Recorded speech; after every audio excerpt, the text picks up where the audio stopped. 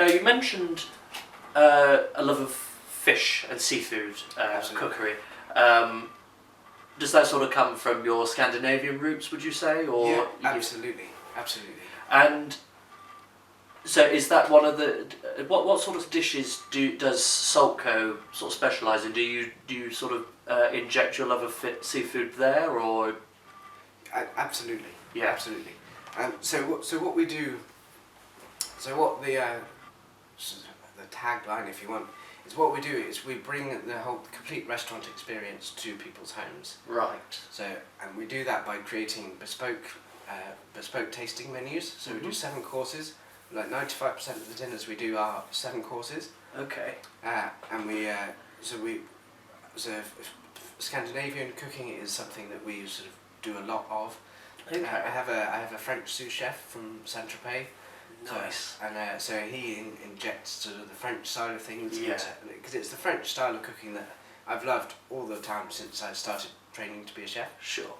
But Scandinavian foods, so that's something we've developed more in the last 3 years. So learning about the fresh quality, we know about the quality of ingredients anyway, but so using the Scandinavian methods of cooking as well. So using somehow some pickled elements in to add a little bit of acidity to a dish. Yeah. So using mushrooms in different ways and using a lot of fresh fish, because fish, like I said, I've always loved cooking fish. Because fish, you have to be it's either overcooked or undercooked. Meat, you have a little bit more of a leeway. Sure. But fish, to get it perfect, it has to be cooked right. Of course. And that's something that I've always enjoyed. So what dishes do we Saltco specialise in? It is sort of French, so European, because we make pasta, we do risotto quite a lot. Okay. So we do so always local ingredients, and the tasting menus is something that we love to do. That's what it is. It's something I've always enjoyed eating. Yeah. So it's why not why do just 3 courses, for example, when you can get 3 courses anywhere? Yeah. Very true. And so if you're going into the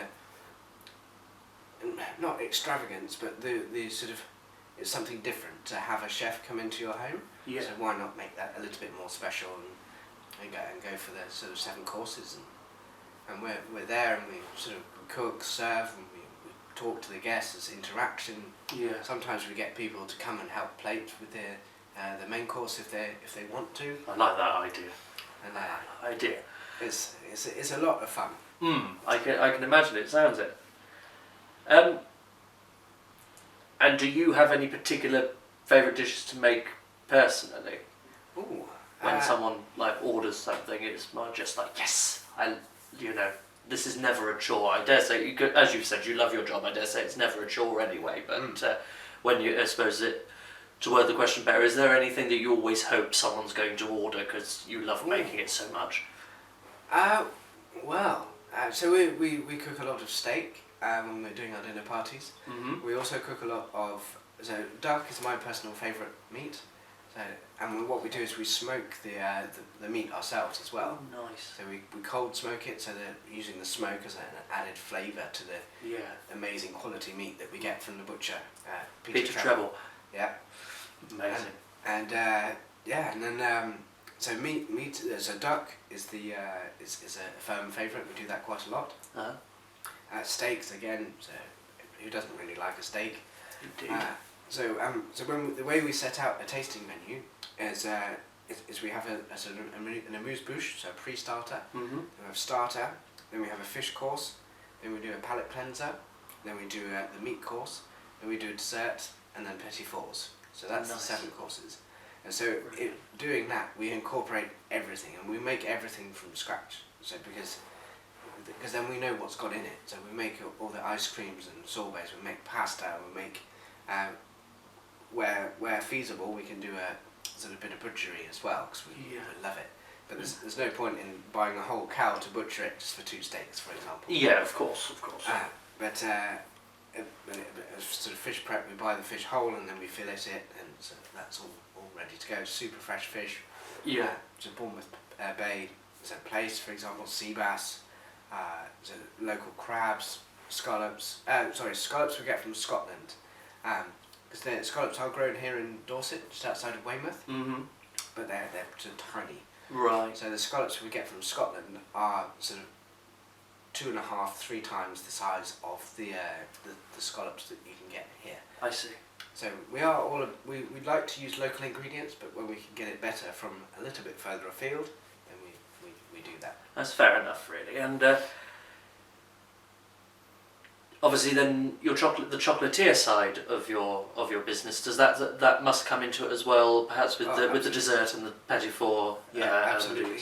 Of your menus. We use cocoa butter, so quite a lot in different forms as well. Oh, really? So we do what we call a DIY risotto, which is quite something. Yeah. So with risotto, obviously the most important thing is that you stir the rice. So the way we call this DIY risotto is we cook the rice, and we serve the rice just plain. So it's cooked in many different liquids depending on what flavour risotto it is. Sure. So we find that the beetroot one works best. So what we do is we cook the rice in cider, so apple and beetroot go really well together. Right. So then we warm up the rice, we serve the rice on its own. Yeah. Then we have little spheres of sort of beetroot puree that we silver serve in front of everybody. And then with the DIY element is that they break it themselves and then they stir it in, and the puree is encased in the cocoa butter. And then when you break that, they stir it in, then the whole risotto goes bright purple or bright green if it's a pea risotto, or it's a butternut squash, it'll be orange. And that's a salt cone dish. That's something we're very, very proud of. Yeah, rightfully so. Rightfully so. That is an amazing idea. Yeah, it's lots of fun, and you see people's reaction because we serve, for example, with the beetroot one, we serve the rice and say this is the DIY beetroot risotto, but as you'll see, there's no beetroot in the risotto. So then people go, what? This doesn't make sense. And then we silver serve their little spheres, and then DIY aspect, you break it and you stir it in yourself, and then people's eyes, they light up, and it's so much fun to watch and to be there, and you see people's reactions straight away. Sure. I mean, would you say that those sorts of dishes with that sort of added wow factor, they the more popular kinds of dishes? Yeah, absolutely. Yeah. And that's the most fun as well, from our perspective. Yeah. So we do lots of different things like that. And we do 9 textured chocolate cake as well that's our signature dessert. 9 textured chocolate cake. Oh yeah. So that's with so white chocolate ice cream, roasted white chocolate for a bit of crunch. Yeah. So we do a similar thing with the chocolate sauce in the cocoa butter. Right. So they break that and then the sauce oozes out, and then so chocolate popping candy and all sorts of weird and wonderful stuff. Wow. Yeah.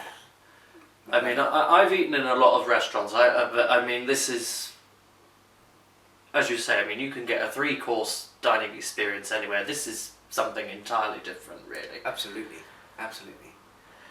And that's one of the things we try and say. It's not just about the food. It's about the whole experience. When we go and eat out, that's what we go for as well. So not just because you can get food anywhere.